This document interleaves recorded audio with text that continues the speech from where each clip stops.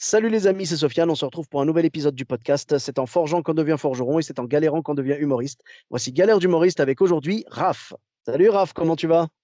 Très bien, c'est mardi matin, là, il y a du soleil, et tu m'appelles pour que je parle de mes beats sur scène, donc honnêtement, ça pourrait pas être mieux, quoi. Ben écoute, je pense qu'on aime bien discuter de nos bides une fois qu'on les a digérés en fait. Oui, en effet, c'est un peu le genre d'expérience qui, au moment même, est éprouvant, et puis après, ça te fait une chouette anecdote à raconter, et t'en parles avec légèreté. Exactement. Et à ce propos, donc tu avais une ou plusieurs anecdotes à nous raconter? Tout à fait, c'est l'histoire, en fait, de mon plus gros beat sur scène. Mhm, C'était, en fait, il y a quelques années, je crois que j'ai du stand-up depuis 1 ou 2 ans. On avait été avec le What the Fun, donc le collectif qu'on a créé à Bruxelles d'humour. On avait été jouer une première fois chez un bar d'étudiants à Bruxelles. Et on avait été jouer et ça s'était super bien passé. Et en fait, c'était parce que c'était en période de blocus. Le blocus en Belgique, c'est le moment où les étudiants doivent étudier toute la journée, ils se préparent pour les examens. Et donc, quand ils se permettent une sortie, ils boivent pas tellement. C'est plutôt pour se permettre une sorte de petit moment de relaxation. Ils sortent pas pour faire la grosse guindaille jusqu'à 2 heures du matin. Et donc, on avait dans ce bar étudiant fait une scène avec, où moi je m'étais présenté, aussi d'autres humoristes, et ma compagne, avec qui je sortais déjà à l'époque, mais depuis pas longtemps, je crois que ça faisait quelques mois, avait assisté au spectacle et ça s'était super bien passé, j'étais super content. Et donc, on s'est dit, quelques mois plus tard, on va répéter cet exploit. Et donc, on a été dans ce bar étudiant à nouveau pour faire un deuxième spectacle qui a été horrible. Alors, il a été horrible parce que, en fait, cette fois-ci, on n'était plus en blocus. C'était juste le temps après les examens. Et donc, les étudiants, ils étaient au bar uniquement pour une seule raison, c'était pour faire la fête. Et donc, quand tu as un mec sur scène qui commence à essayer de raconter sa vie, toi, mhm, quand tu es là avec tes bières, tes potes, tu t'en fous un peu, quoi. Et donc, autant te dire qu'on a eu un peu dur à avoir l'attention des gens dans le public. Et donc ça, c'était mhm, déjà difficile. ouais. Tu sais ça aussi bien que moi que le stand-up, ça fonctionne très bien quand on a un dialogue avec le public. Mais là, en effet, c'était un monologue devant des gens qui n'étaient pas très intéressés. Mais je comprends aussi, hein. C'est pas un reproche aux étudiants, parce que si moi j'étais étudiant à leur place, j'aurais clairement fait la même chose. C'est nous qui avions Mhm. mal organisé le truc. Et donc, moi, à un moment, je vois donc le premier humoriste qui se casse la gueule, le deuxième humoriste qui se casse la gueule. Et puis je me dis, bon, ok, ça va être mon tour. Qu'est-ce que je vais pouvoir faire pour avoir l'attention de tous les étudiants, pour gagner leur respect? Et donc, moi, de mon époque d'étudiant, j'étais aussi beaucoup dans ce qui était de la guindaille. Et donc, une des pratiques qu'on fait en Belgique, je ne sais pas si vous avez ça aussi en France, c'est l'afon. L'afon, c'est ad fundum, ça veut dire tu termines une bière d'une traite. Et Ah, donc, ouais. ce que moi je me suis dit, c'est que voilà, vu qu'il y a des bons guindailleurs dans la salle et que c'est ceux qui n'écoutent pas, je vais Mhm. gagner leur respect en faisant un affont sur scène. C'est-à-dire que je suis monté sur scène donc avec une bière entière et je me suis dit, avant de commencer mon spectacle, mon sketch, je vais faire un affont pour avoir leur respect.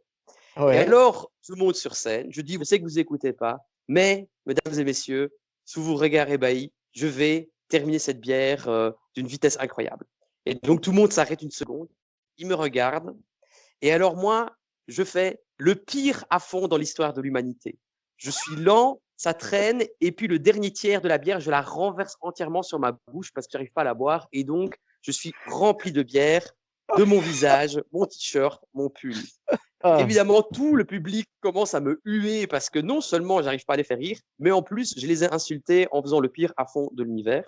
Et donc, s'en sont suivis les 10 prochaines minutes les plus gênantes de ma carrière de scène, où vraiment j'ai fait mon sketch. Les gens rigolaient pas, les gens n'écoutaient pas spécialement, et j'étais trempé de bière. Et la Ah. pire de tout ça, c'est qu'en fait, c'était la première fois que les amis de ma copine venaient me voir. C'est-à-dire que ma copine m'avait déjà vu, elle était convaincue, elle s'est dit, bon, ce mec, je vais rester avec lui, il a Mhm. l'air rigolo. Du coup, vu que ça s'est bien passé la première fois, cette fois-ci, je vais montrer à mes potes qu'est-ce que mon copain fait sur scène. Et donc, ces Voilà. potes, la première impression qu'ils ont eue de moi, c'était un guignol sur scène qui raconte des trucs pas marrants que personne n'écoute et qui aime renverser une bière sur son visage. Oh là là là Et là. donc, Bah, voilà, écoute, ça, c'était clairement un épisode qui était assez traumatisant. Mais bon, après, j'avoue qu'on en rigole. d'accord. Mais et les amis de ta compagne, au bout de combien de temps ils ont effacé son numéro de leur répertoire? Alors, c'est intéressant parce que eux, par après, ils sont revenus me voir après et ils ont complètement oublié cet épisode. Par contre, Rudy, donc le gars avec qui j'ai lancé le What the Fun et un de mes meilleurs amis, Mhm. lui, il me rappelle ça plus ou moins une fois tous les 2 mois. Donc ça, vraiment, c'est ancré dans sa mémoire. Et tu vois, je crois que tu connais ça. On a tous un pote, il se rappelle d'un truc gênant qu'on a fait et il est là pour le Mhm. rappeler aux autres. Il va jamais laisser ce souvenir tomber dans l'oubli.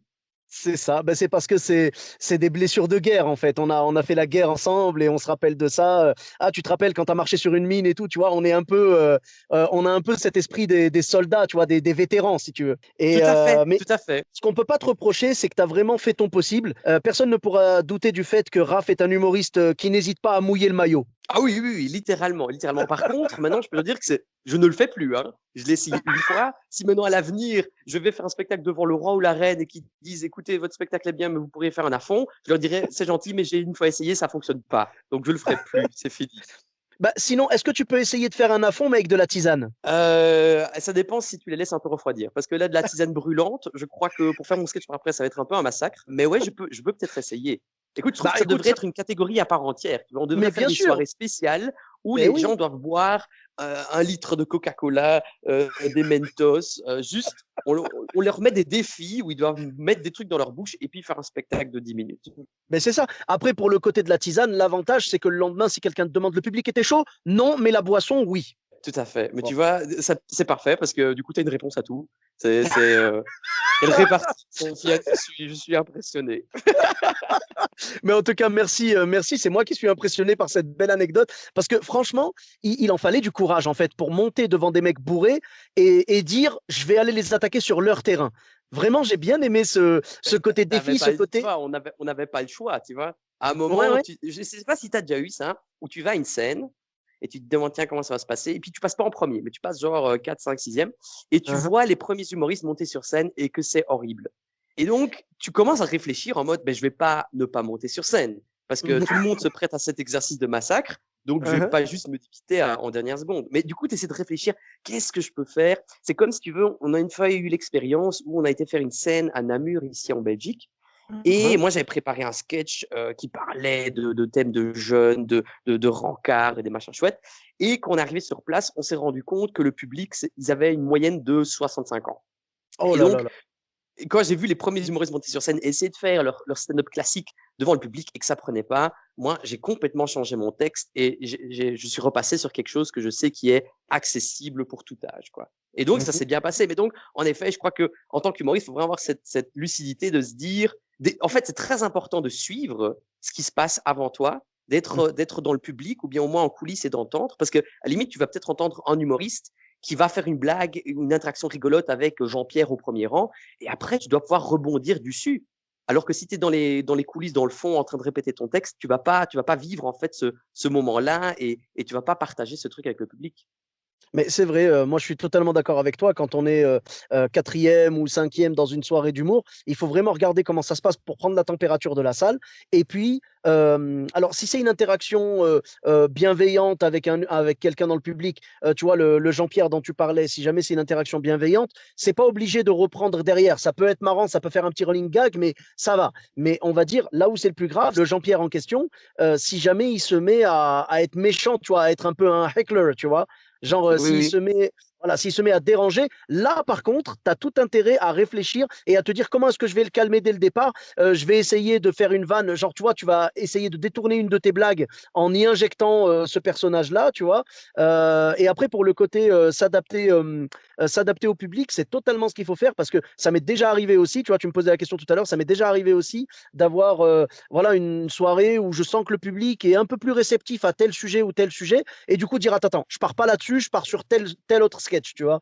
Ouais, Euh, ouais. bah, c'est de la survie, c'est de l'adaptation, tu vois. L'être humain a survécu parce qu'il s'est adapté à son environnement. Le stand-upper survit parce qu'il s'adapte à son public. Tout à fait. Et comme tu dis, je crois que c'est important de savoir quand un truc s'est bien passé avec quelqu'un dans le public, mais aussi quand ça s'est mal passé. Parce qu'en Mm effet, à -mm. les limites, tu vas peut-être retenir, OK, je ne dois pas interagir avec Jean-Pierre. Ou bien, cette Exactement. thématique a été abordée, ça fait un grand silence. Ça aussi, oui, parfois, tu as des publics qui sont plus sensibles à certaines choses que d'autres. Et donc, si un humoriste fait une blague sur une certaine thématique, tu vois que le public ne suit pas du tout, alors faut noter ça dans ta tête pour éviter. Mais limite, pour faire une blague là-dessus, tu vois, tu peux monter sur scène et te dire, voilà les gars, maintenant normalement j'avais prévu 5 minutes, mais finalement je vais enlever ça parce que j'ai entendu que ça foire et que ça va pas marcher ici. Et donc là, le public va rigoler parce qu'ils se sentent impliqués dans ce qui vient de se passer, qui est que tu es conscient. Je trouve que ça, c'est très très important en stand-up, c'est d'être conscient de ce qui se passe et de mettre des mots dessus. Et de aussi, Mm. quand tu as un truc qui se passe sur scène, si à un moment tu as une lumière qui se casse la gueule, mais tu dis, ah purée, en fait, l'humoriste qui passe après moi essaie de me envoyer un message pour que je descende de scène, ou tu vas de rebondir dessus, parce qu'alors le public va trouver ça génial, parce qu'ils vont se dire,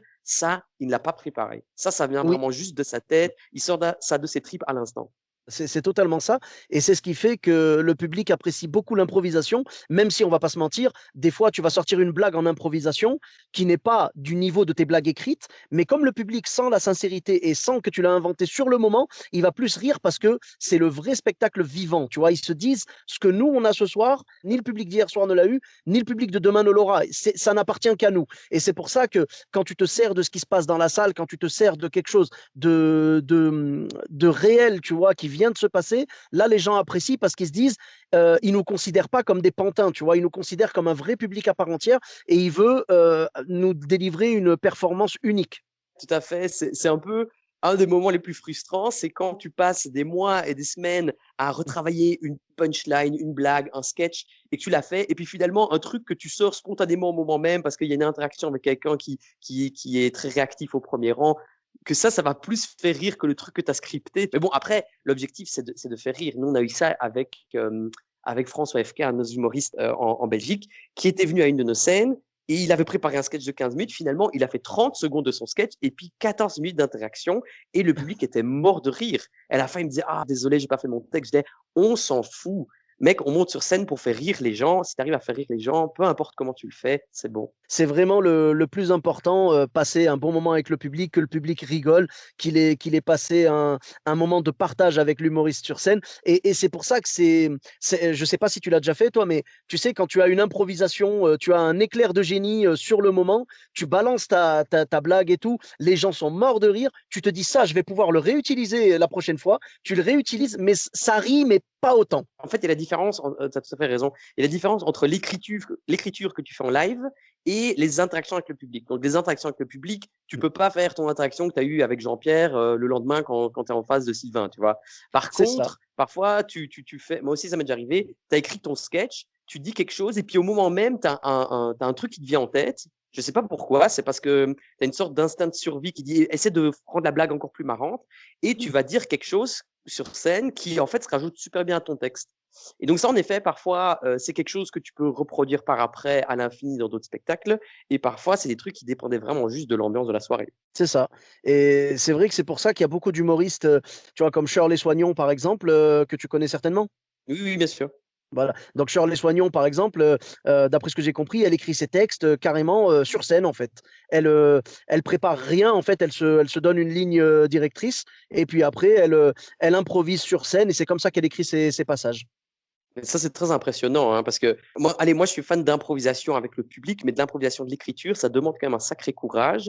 Mais c'est une façon de travailler qui est pas mal parce que, comment dire, quand tu es face à un public, tu vas vraiment avoir une sorte de filtre qui dit, dis quelque chose si c'est rigolo, si ça te fait rire. Alors qu'à la maison, parfois, moi, j'écris des blagues qui, moi, me font marrer parce que je suis dans mon salon et que j'écris ça. Mais après, si Mhm. je me pose la question en le relisant, est-ce que je le dirais devant un public? Je dirais, mais non, ça va pas les faire rire. Moi, ça me fait rire, mais eux, ça va pas les faire rire. Et donc, ce qui est pas mal, je crois, dans l'écriture en live, comme le fait Shirley, c'est que tu as automatiquement ce filtre et donc tu dis directement des choses que tu penses qui va faire rire le public. Bon, après, je devine Oui. qu'il y a beaucoup de choses à prendre et à laisser dans ce qu'elle écrit en live directement, mais c'est une technique comme une autre, hein. Oui, oui, bah voilà, parce qu'en fait, tu écris en état d'urgence. Comme tu disais tout à l'heure, ton corps est en mode survie et tu vas Ouais. écrire en état d'urgence. Donc forcément, tu as une efficacité supplémentaire. J'ai l'impression que c'est l'adrénaline, en fait, la peur d'être... parce que tu sais que, je ne sais plus, ils avaient fait tu vois, genre un sondage et tout, ils demandaient aux gens quelle était leur première peur. Les gens avaient moins peur de la mort que de devoir parler en public. C'est Ah, mais dingue, ça hein? m'étonne pas. Ça Tu vois? m'étonne pas. Ça m'étonne pas, ouais.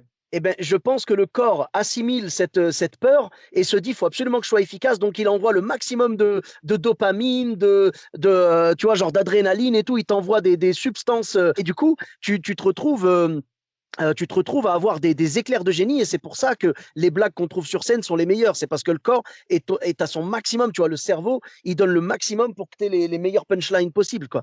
Et bien sûr, après, voilà, comme tu le disais, à juste titre, il y a des bonnes choses et des choses après à jeter. Tu ne pourras pas tout garder, mais tu te mets dans les meilleures conditions. Je pense que le ratio entre les blagues que tu vas garder et les blagues que tu vas jeter est meilleur quand tu es sur scène que quand tu es dans ton salon derrière ton ordinateur.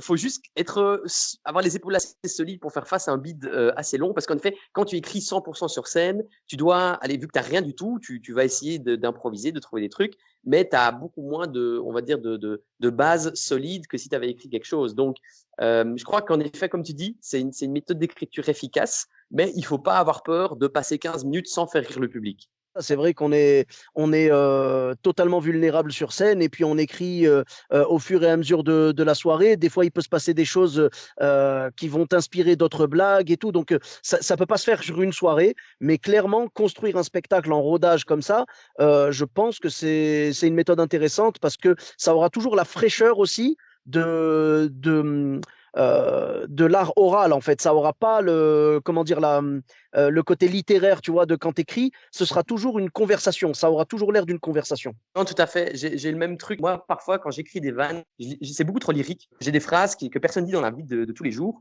mais que peux mettre dans une lettre ou dans un texte. Et quand je les présente sur scène, on dit, ouais, non, ça, on dirait une phrase d'une pièce de théâtre, pas quelque chose que quelqu'un dirait dans un bar.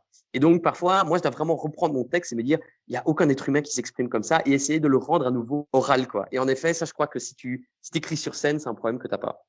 C'est vrai, c'est vrai. Ben, en tout cas, merci beaucoup pour ces belles anecdotes. Tu en avais une autre ou pas? Ah oui, écoute, j'en ai une toute dernière, une petite, pour toi qui, moi, en tout cas, m'a bien fait marrer. Mhm, C'est le fait que moi, en fait, je suis roux, pour ceux qui ne savent pas. Et hein. j'ai un des sketchs où je parle des roux. C'est un peu un sketch d'autodérision. J'analyse les préjugés sur les roux. C'est quelque chose un peu où je me taquine moi-même. Mhm. Et un jour, d'habitude, ça marche toujours très bien. J'avais fait ça devant un public et tout le public se marrait bien. Et il y avait une fille au premier rang qui, elle, était rousse et qui n'appréciait pas trop ces blagues et qui, à la fin du spectacle, est venue me voir pour me dire que c'était pas correct, qu'il fallait défendre les roux et que je devais arrêter de faire des blagues sur les roux. Alors moi, je trouvais ça particulier parce que même si j'admire son nationalisme pour les roux et qu'en tant que roux, je me sens honoré, je dois avouer que comment est-ce que tu peux… Allez, l'idée de mon sketch, c'est de faire rire les gens avec de l'autodérision en poussant à l'extrême des préjugés qui existent sur les roux. Donc, par exemple, quand je dis, voilà, il y a des gens qui disent que les roux, ça pue en été, eh ben, c'est absolument faux. Je peux vous dire que nous, on pue 24 heures sur 24, 7 jours sur 7. Ça ne veut pas dire qu'on pue tout le temps. Je pousse l'argument à l'absurde et le public rigole parce que, un, il ne s'attendait pas à ce que je me moque de moi-même et de deux, Hein. parce qu'ils comprennent évidemment que c'est faux. Et donc, c'est ça que je trouve dommage parfois, c'est que les gens prennent au premier degré des choses qui, justement, sont tellement absurdes intentionnellement pour montrer le ridicule d'un préjugé qui existe. Et donc, Bien bref, sûr. j'avais trouvé ça marrant que je devais défendre, que je devais dire devant quelqu'un, non, non, mais tu comprends pas, je continue à faire des blagues sur les roues, c'est normal et c'est pas quelque chose de méchant, de discriminatoire, quoi.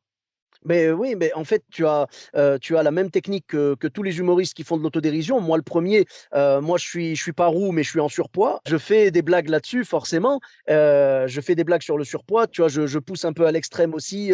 Tu vois, tous les préjugés aussi. Tu vois, étant marocain, musulman et tout, je me sers aussi des clichés et des préjugés pour les pousser Ouais, encore plus loin.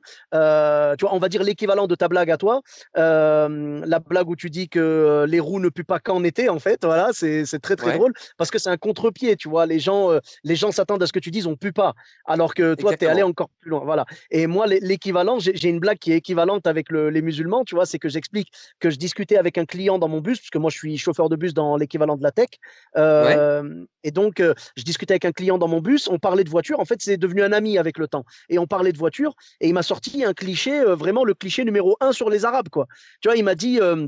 En fait, Sofiane, étant donné que tu es arabe, tu dois avoir une grande famille, donc une grande voiture. Et du coup, tu sais, je fais une tête un peu choquée comme ça et je dis, mais franchement, à l'époque, j'avais un enfant et une Renault 19, tu vois, j'étais un peu choqué. J'ai trouvé ça frustrant et insultant. Du coup, je suis rentré à la maison, j'en ai parlé à mes 4 femmes, on était outrés. Voilà, je pousse le truc encore plus loin. Et c'est pour justement ridiculiser le préjugé. Donc, je comprends totalement ton propos. Mais je pense que cette dame-là, rousse, qui a pas apprécié ton sketch, ce qui se passe, c'est qu'elle n'a, comment dire, elle n'assume pas son côté roux, tu vois, elle n'assume pas sa rousseur, elle a du mal à l'accepter. C'est comme moi si je faisais des blagues sur les gros ou sur les musulmans avec des personnes qui sont complexées avec ces parties-là, elle n'apprécierait pas et elle n'accepterait pas de rire là-dessus. Oui. Oui, en fait, mais je crois que c'est ce que les humoristes souvent font, c'est qu'on développe l'autodérision comme mécanisme de défense. Parce que, évidemment, si quelqu'un dit ah, t'es roux, tu pues, et que toi tu t'énerves, eh ben, il sait qu'il va pouvoir ressortir ça tous les jours de l'année. Alors que s'il te dit ah, t'es roux, tu pues, et tu dis ah oui, aujourd'hui c'est trash, quoi, je devrais prendre une douche, il va se dire ah, mais en fait, il s'en fout, ça lui fait rien, et C'est ça. il tourne en autodérision, et du Mhm. coup, tu enlèves la puissance de Voilà. l'insulte de ce qu'il essayait de faire. Et c'est ça où, en effet, je crois que parfois, certaines personnes ne comprennent pas que l'intention est justement de l'autodérision et de tirer dans le ridicule une insulte ou un préjugé. Et que c'est souvent aussi, c'est l'effet que ça a. Donc, moi, je vais continuer de faire des blagues sur les roues. Je vais jamais arrêter, Sofiane, tu m'entends? Bien sûr, tu as totalement raison, parce que c'est ce qui permet de désacraliser les insultes, justement, et de leur enlever leur côté. Tu vois, c'est comme si on leur enlevait leur venin, en fait, aux insultes. Oui, C'est comme, exactement, exactement. voilà, c'est comme la communauté, c'est comme la communauté noire aux États-Unis qui s'est approprié le mot nigger, tu vois. Ouais, C'est exactement pour ça. C'est parce qu'il disait, on veut qu'on arrête de nous insulter avec ça, donc on va continuer à l'utiliser nous, on va se l'approprier en fait.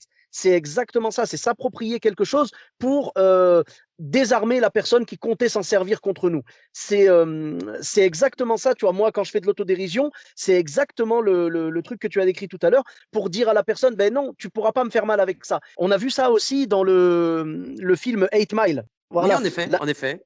la technique d'Eminem à la fin, c'est de prendre toutes les choses qu'on pourrait lui reprocher et de s'en servir lui-même. Et donc, il s'en est servi contre lui-même, entre guillemets. Il a fait de l'autodérision là-dessus. Il s'est auto-clashé, ce qui fait que le mec en face avait plus rien à dire. Ça y est, tu lui as enlevé toutes ses armes. Ouais, ouais, non, tout à fait. Et en plus, je trouve que c'est une technique très efficace en tant qu'humoriste. Si tu aimes bien taquiner des gens dans le public ou d'autres groupes de la société, c'est très bien de d'abord montrer que tu sais rire de toi-même. Et donc, moi, souvent, quand j'ai des sketchs un peu plus, on va dire, caustiques, je commence par 3 minutes, 3, 4 minutes sur le fait que je suis roux. On rigole tous bien de ma face. Et puis par après, quand je viens taquiner d'autres gens dans le public, ils peuvent pas prendre la mouche. Ah non, non, non, on a rigolé pendant 4 minutes sur moi. Alors maintenant, tu vas pas t'énerver parce que je rigole de toi, hein. C'est le deal. C'est exactement ça. C'est très très bien comme technique parce que les gens comprennent que tu tapes pas méchamment sur les autres, tu tapes en fait, tu as un regard global sur la société et tu tapes sur tout le monde. Si tu tapes sur tout le monde, on peut pas te le reprocher. Si tu tapes que sur une catégorie de personnes, ça devient de l'intolérance et du racisme ou de la roussophobie ou je sais pas comment on dit, tu vois, Ah, voilà. la roussophobie. Oui, oui, tout à fait. Puni par la loi. C'est ça, c'est ça. D'ailleurs, je rappelle que les roux sont une espèce protégée et que Oui, vous pouvez faire des dons sur le www.whatthefun.be. oui, bien sûr, s'il vous plaît. Ma vie est très dure. En tout cas, en parlant du What the Fun, c'était ma dernière scène en Belgique. C'était ma dernière scène tout court avant le confinement. Et vraiment, je suis très reconnaissant. Merci encore à vous. C'est une scène magnifique. On était à Los Amoil avec Florent Lawson, Gaëtan Delferrière, Serine Ayari, Kostia, Bénin, Que c'est Dena. ça. C'était super. C'était super. Il y avait un line-up magnifique. Je me sentais vraiment aux anges, quoi. C'était ma première au What the Fun. J'espère que ce ne sera pas la dernière. Vraiment, Bah c'était non, une évidemment, ambiance. hein, Ah, mais évidemment, hein, c'était. tu reviendras, hein. Ah, Allez, c'est aussi, pour nous, c'est aussi un plaisir d'accueillir des humoristes français qui sont de passage chez nous parce que mhm. notre public est très friand des humoristes français, quoi. Souvent, Ah, ils viennent avec une autodérision, on se taquine un peu entre Belges et Français, et donc ça marche toujours très bien. Donc vraiment, nous, c'était un plaisir de t'accueillir, et dès ah. qu'on peut, tu reviens chez nous, hein. Avec grand plaisir. Bah, le plaisir était partagé. Vraiment, je me suis dit, je termine sur une dernière scène magnifique, mais quelque part, ça a un double effet, tu sais. Je suis content d'avoir fini en beauté, mais c'était tellement bon que je suis frustré de ne pas pouvoir recommencer maintenant, tu vois. Ah non, évidemment, évidemment, évidemment. C'est dommage, mais on attendra avec impatience que les scènes reprennent et puis qu'on puisse reprendre le chemin des bars, des théâtres, tout ça, retrouver notre public chéri, parce que ce soit le public français ou le public belge, on a envie de jouer devant des gens, on a envie de partager avec eux et pas de faire ça devant une caméra, malheureusement. Il y a eu des spectacles en ligne et tout ça, mais ce sera jamais la même chose que le spectacle vivant. Ouais, tout à fait, tout à fait. Nous, vraiment, on a hâte, et voilà, nous, avec le What the Fun, on est prêts. Dès qu'on peut rouvrir, on le fera, et on sait que le public répondra présent. Eh bien, on sera impatient de voir ça et on sera ravis de revenir. En tout cas, merci beaucoup, Raph, pour toutes ces anecdotes. Mais je t'en prie, merci à toi, Sofiane, c'est une chouette initiative et c'est quand même fun de se rappeler les galères d'humoristes qu'on a eues sur scène. Et d'ailleurs, j'en ai écouté quelques-unes avant que tu m'appelles et c'est chouette. Je trouve que c'est une chouette initiative et c'est une chouette expérience. Ben, merci beaucoup, Raph. Je suis ravi que les podcasts t'aient plu. C'est vraiment le but, tu vois, genre parler de nos galères, en rigoler. Et puis moi-même, je raconte les miennes de temps en temps. Donc c'est toujours marrant après coup, tu vois. C'est on va dire l'anecdote, on va dire plutôt, le bide est un plat qui se mange froid. Oui, non, tout à fait. Et je pense que pour d'autres humoristes, c'est agréable d'entendre les galères d'autres humoristes, tu vois, parce que souvent, quand tu as une scène qui se passe moins bien, tu te dis, ah, je suis le plus nul au monde, les autres sont tous bons et moi je galère. Et puis, quand tu entends que des humoristes qui sont maintenant professionnels, qui remplissent des stades, qui ont eu des gros beats, ben, c'est très rassurant parce que tu dis, ah, ben, en fait, ça arrive à tout le monde est passé par là, c'est normal. Et du coup, ça te permet de relativiser tes propres échecs. Voilà, ça nous rassure. Et la bonne nouvelle, c'est qu'on continuera à vivre des bides pour pouvoir les raconter dans d'autres épisodes. En tout cas, merci beaucoup pour ta gentillesse et ta disponibilité. Où est-ce qu'on peut te retrouver sur les réseaux sociaux? Ben, sur les réseaux sociaux, les gars, suivez What the Fun sur Facebook, Instagram, notre site web. Là, vous allez voir toutes les informations pour nos scènes dès qu'on reprend. Mais on a nous-mêmes aussi des podcasts et des web-séries, aussi la web-série Les Anonymes que vous pouvez retrouver Oui. sur YouTube et sur Facebook. Donc, vraiment, n'hésitez pas à suivre le contenu digital qu'on fait actuellement et puis de revenir à nos scènes dès qu'on peut à nouveau les faire. Ah bah les gens seront les bienvenus et j'encourage vraiment tout le monde à écouter le podcast à guichet fermé et la série, regardez la série Les Anonymes. J'ai dévoré les épisodes de l'un et de l'autre et je ne peux Super. que les recommander. Voilà. Ben merci beaucoup. Pour ma part, vous me retrouvez sur tous les réseaux sociaux, Sofiane Etaï, E de TAI, sur Facebook, Twitter, YouTube, Instagram et TikTok. N'hésitez pas à laisser 5 étoiles et un commentaire sur Apple Podcast. Je vous dis à très bientôt pour un nouvel épisode. Bis à tous.